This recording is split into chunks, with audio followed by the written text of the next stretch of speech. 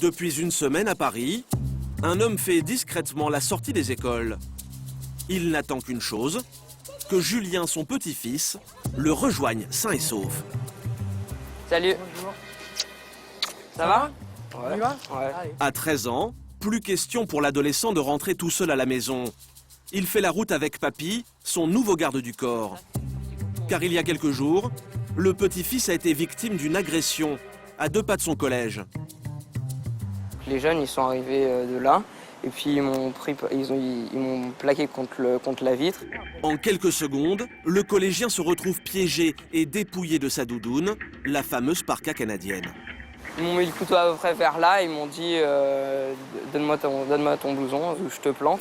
Donc après, ils m'ont pris mon blouson. Ils sont partis en courant vers là-bas. Là, c'est la valeur qui fait que ça devient attirant. Dans les grandes villes, ce ne sont pas les tentations qui manquent. Et les agressions se multiplient à un point tel que même la police a dû se pencher sur le phénomène doudoune.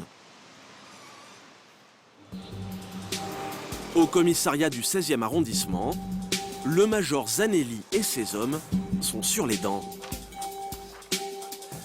Bon, allez, les gars. Depuis le début de l'hiver, dans ce quartier huppé de la capitale, les affaires de raquettes s'enchaînent. Tout le monde est là? Les policiers sont sur la piste d'un détrousseur qui sévit chaque matin avant le début des cours. Il aurait déjà dépouillé des dizaines de petites victimes et s'obstine à passer entre les mailles du filet. Il faut être extrêmement vigilant. Hier, on s'est fait un petit peu avoir 2 fois, 2 tentatives sur le même secteur. Alors c'est dément. On était à 100 mètres du lieu de commission des faits et on n'a rien vu. Mais les policiers disposent maintenant d'un signalement.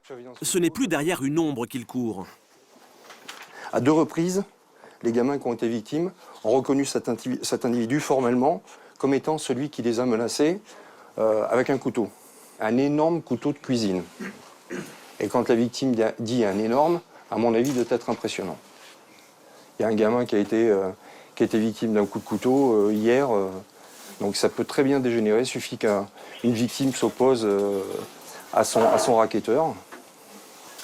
Bon, allez, on y va, on se met en place parce que on va être hors créneau horaire. Pour espérer coincer ce racketteur en série, les gros moyens sont de sortie. Christophe, le chef de la brigade, va mener la traque avec le commissaire Miniconi. Donc les gyros sont fonctionnels. Pour cette opération, une quinzaine de policiers en civil va quadriller le périmètre autour des écoles du quartier. Ici, des doudounes de luxe, il y en a des dizaines au mètre carré. C'est autant de victimes potentielles. Estimé Et sur le 16 partout. Ah oui. Partout. Les parents, les enfants. c'est la mode. Ah, vous voyez, par exemple, tous les gamins, ils ont 9 ans ou 10 ans, ils ont tous des blousons à 600 ou 700 euros. Là.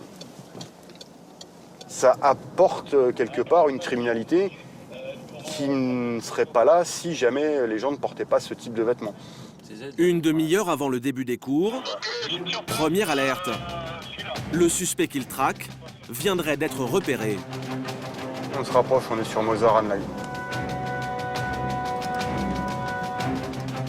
C'est les 2 qui sont là-bas. On les suit ou Non, on les suit. Vous engagez pas trop parce qu'ils sont juste sur la droite là. Bonnet blanc, blouson blanc et le mec en noir avec son sac. Mais en se rapprochant, les policiers remarquent des cartables sur le dos des suspects.